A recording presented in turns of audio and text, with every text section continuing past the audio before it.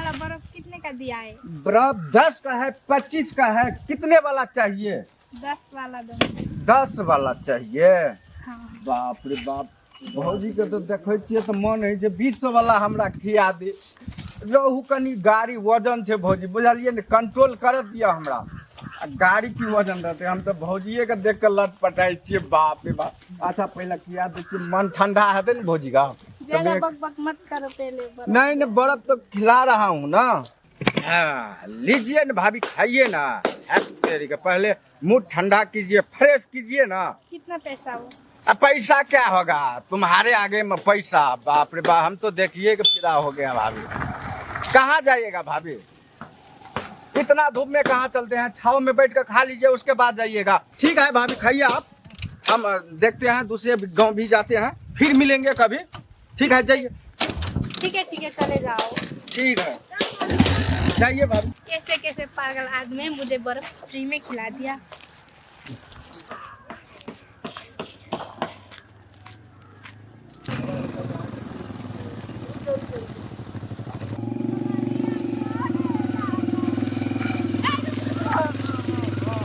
अच्छा बर्फ वाला है, चलिए बर्फ खिला।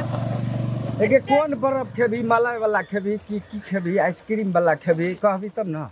एहन खिया कि हम एते धूप में ना पिघल गेल छी। अच्छा, निमन बर्फ खिया। समेट के एक जगह हम कह दे तेहन खिया देबो ठंडा बर्फ तोरा। एकदम रसमलाई वाला। एकदम रसमलाई वाला खिया दे तोरा। देखी पहले। हाँ ठीक है था। कौन है ठीक? हाँ।